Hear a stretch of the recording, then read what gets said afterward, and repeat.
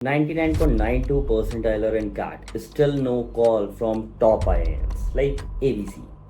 55% decline in hiring with minimum requirement as an MBA. Annual managerial positions are approximately 40,000, whereas annual MBA graduates are somewhere around 3.5 lakh. Numerous podcasts with the title MBA is a scam. The situation looks really dark. Hi, I am Pranshul, a guide, a mentor, and a TIS alumni. I am a student of the life, and a lot of time my students do ask me this question: Is MBA worth it? So we'll boil down to this: Is MBA still worth it in 2025 or not? We'll have a deep dive analysis with a data-backed strategy here. First thing first, let's understand what an MBA is. So MBA is basically a masters in business administration. तो MBA आपको क्या सिखाता है? Business को administer कैसे करते हैं ये सिखाता है। अब एक बिजनेस के, किसी भी बिजनेस के मेनली 4 पिलर्स होते हैं: sales and marketing, operations, finance, human resource. अब ये जो 4 पिलर्स हैं, आप इनमें से कोई से भी एक पिलर के ऊपर, which we call a specification, a specialization in MBA, आप उसको चूज करते हो और उसके अंदर आप डीप डाइव करते हो। इस मशीनरी को कैसे समझते हो, आप इस मशीनरी को इन डेप्थ समझते हो, और ये मशीनरी काम कैसे करती है आप ये समझते हो। ठीक है, ये कैसे समझते हो? अब जो टॉप 20 स्कूल्स हैं, जो अच्छे कॉलेजेस हैं, वहाँ पे ये चीज़ें आप सीखते हो अलग अलग केस स्टडीज से। जैसे जब मैं टेस्ट में था, वहाँ पे हमारे पास टाटा आई थी, नेस्ले आई थी, डेयरी मिल्क आई थी। तो अलग अलग कंपनीज आती हैं, वो अलग अलग केस स्टडीज देती हैं। जैसे जब टाटा आई थी, क्योंकि टेस्ट ही था, तो टाटा वॉज वेरी फ्रिक्वेंट।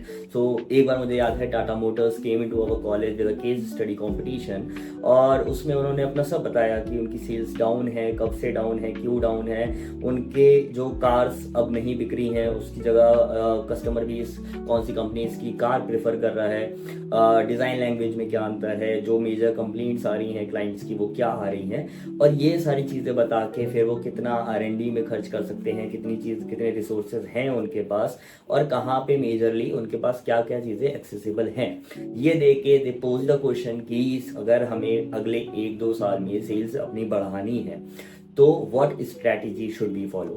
अलग अलग ग्रुप्स बने, हर ग्रुप में 3 लोग थे, सब ने अपना अपना दिमाग लगाया, सब लोगों ने अपनी अपनी अलग अलग स्ट्रैटेजीज दी। Some were really very good.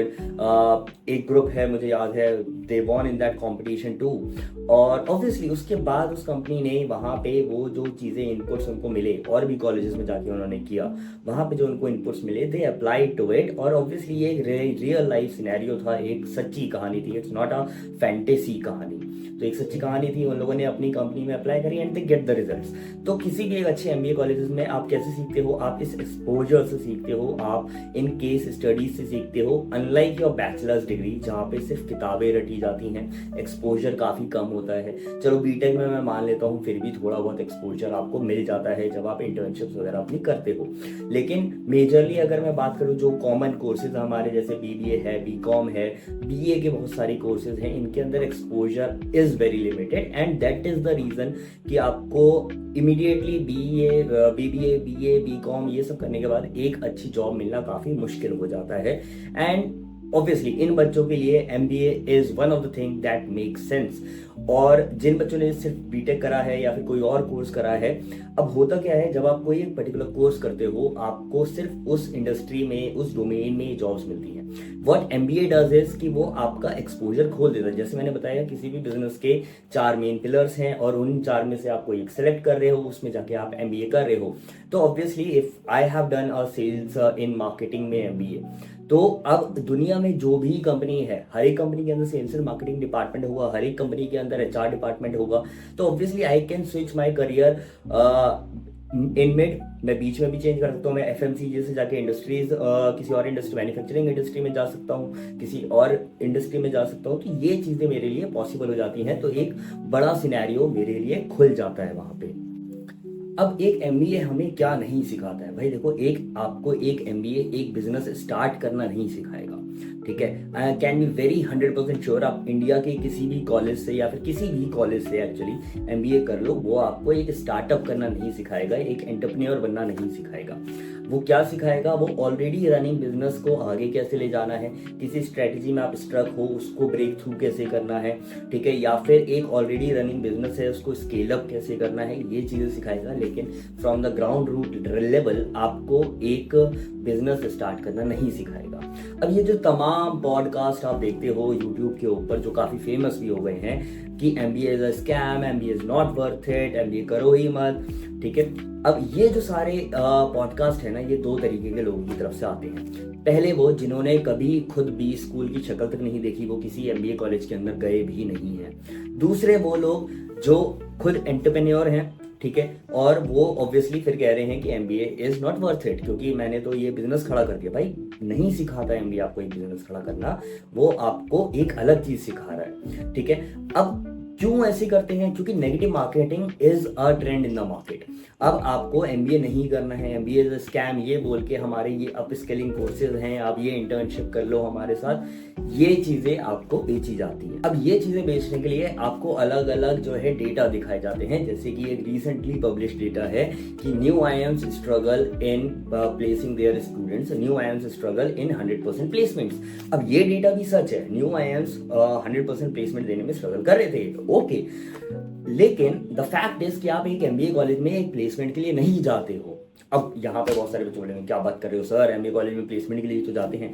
भाई campus placement is a trend only in India.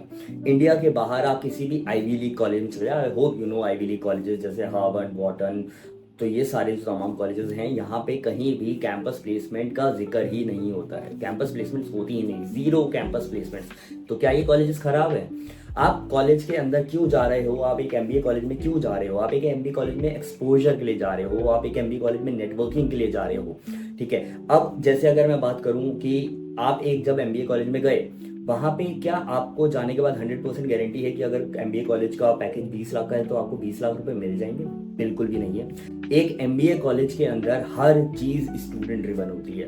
आपने सुना होगा नाम, placement committees, mess committee, student council, alumni outreach committee, alumni committee, outreach committee अलग होती है। तो ये सारी जो कमेटीज होती हैं, आपको इसके अंदर पार्टिसिपेट करना है। अब ये पार्टिसिपेट करके आपको मिलता क्या है? आपको एक्सपोजर मिलता है, नेटवर्किंग मिलती है। जैसे जब मैं टिस में था, I got the chance to meet Mrs Forbes, who like she is Red Cross society, आप लोगों ने सुना होगा, उसकी प्रेसिडेंट थी वो। I got to meet Raghuram Rajan, I got to meet Harsha Bhogle. अब तुमको क्या लगता है, इनके साथ मैं मिल पाया, इनके साथ मैं बैठा, इनसे बातचीत करी, हमने एक नेटवर्क बनाया, बहुत अच्छी कन्वर्सेशन कही हमारी, वो बहुत ही insightful.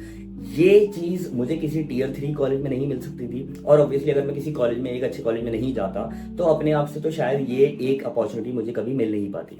This is what an MBA provides you. एक अच्छा कॉलेज ये चीजें आपको लाके देता है, ठीक है। अब अगर मैं बात करूं जो टॉप ग्रेजुएट्स है, जैसे रघुराम राजन, क्या वो एक कॉर्पोरेट जॉब में है? नहीं। Harsha Bhogle the great commentator, IIM Ahmedabad pass out, क्या वो एक कॉर्पोरेट जॉब में है? नहीं। Chetan Bhagat again IIM Ahmedabad pass out, क्या वो एक कॉर्पोरेट जॉब में है? नहीं। ये अलग अलग जॉब्स में कैसे गए, इनको कहाँ से एक्सपोजर मिला, स्टेज कहाँ सेट हुई? स्टेज सेट होती है एक अच्छे एमबीए कॉलेज के अंदर। एक और न्यूज जो बहुत वायरल हुई थी वो ये थी कि एनुअल मैनेजरियल पोजीशन ओपनिंग्स जो इंडिया के अंदर आ रही हैं, वो आ रही हैं अराउंड 40,000, और जो एनुअल एमबीए ग्रेजुएट्स आ रहे हैं इंडिया के अंदर, वो हैं अराउंड 3.5 लाख। एकदम सही डेटा है। लेकिन क्या आपको लगता है कि टॉप 20 स्कूल्स जो हैं इंडिया के अंदर, वो स्ट्रगल कर रहे होंगे अपनी प्लेसमेंट्स में? चाहे प्लेसमेंट ट्रेंड डिक्लाइन हो रहा है, इंक्रीज हो रहा है, तो खैर बात ही अलग है, रिसेशन चल रहा है, कुछ भी चल रहा है, क्या इनको दिक्कत आती होगी? दिक्कत आती है, थोड़ी बहुत दिक्कत आती है। क्या दिक्कत आती है? इनके जो टॉप पैकेजेस हैं वो ये उतना नहीं कर पाते। ये लोग क्यों टॉप पैकेजेस दिखाते हैं? हार्वर्ड तो नहीं दिखाता, वॉर्डन तो नहीं दिखाता, इंडियन बी स्कूल्स क्यों दिखा रहे हैं टॉप पैकेजेस? क्योंकि भाई इंडिया की जनता को चाहिए अभी वही।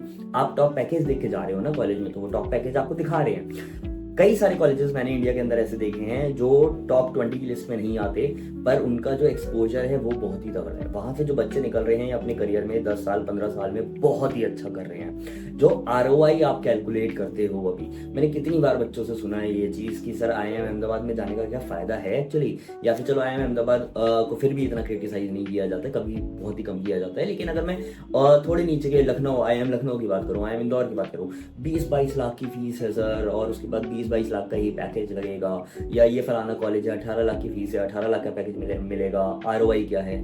भाई तुम चू हो अगर तुम ROI ऐसे कैलकुलेट कर रहे हो।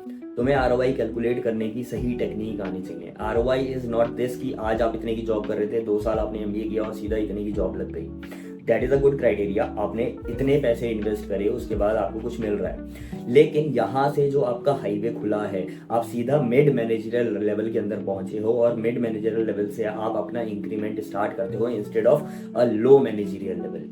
सेम जॉब, ठीक है, जैसे हमारी एक स्टूडेंट है IMT गाजियाबाद पास आउट, हमारी दूसरी स्टूडेंट है IIM Udaipur pass out, same year pass out, दोनों की EY में जॉब लगी सेम ईयर।